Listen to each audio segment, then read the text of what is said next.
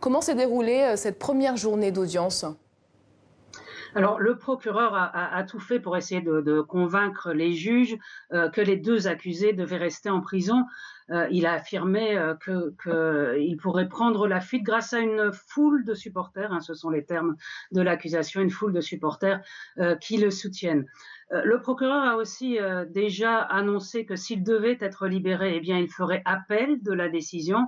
Et puis, il a enfin demandé, hein, qu'en cas d'ordonnance de mise en libération, certaines conditions y soient associées, notamment le port d'un bracelet électronique, l'interdiction de sortir d'un périmètre déterminé, le dépôt d'une caution judiciaire, l'interdiction de s'exprimer en public et spécifiquement pour Charles Blé Goudet, un couvre-feu entre 23 heures et 6 heures du matin. Alors évidemment, de leur côté, eh bien les avocats ont contesté que les accusés, l'ancien président et l'ancien ministre, puissent avoir des velléités de fuite.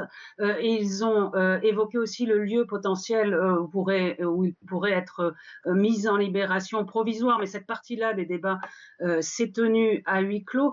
Néanmoins, à la fin de l'audience, un responsable du greffe est venu expliquer à la Cour que de façon générale, eh bien, les Pays-Bas n'acceptaient pas de recueillir sur leur sol des accusés qui seraient mis en libération provisoire, mais plusieurs États ont passé des accords avec la Cour, et notamment la Belgique. Toujours est-il qu'il faudra maintenant, hein, qu'un État accepte, si les juges devaient décider de les mettre en libération, qu'un État accepte de les accueillir en libération provisoire sur leur sol.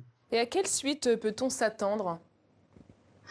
Alors, dans quelques heures, hein, on saura quelle est la décision des juges. Il faut se rappeler que c'est eux-mêmes, hein, qui ont convoqué cette audience, et donc ça laisse présager quand même d'une possible libération.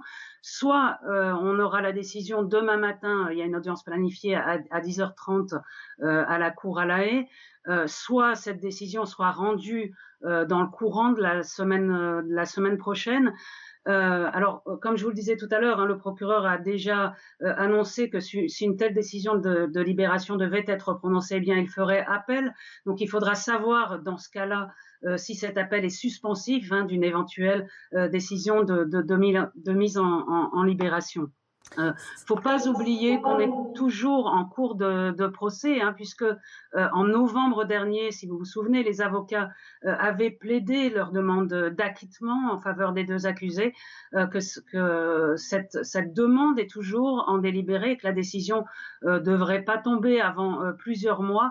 Donc cette demande des juges, hein, de tenir cette audience pour évoquer une possible mise en libération vient au cours de se délibérer sur la demande d'acquittement des deux accusés.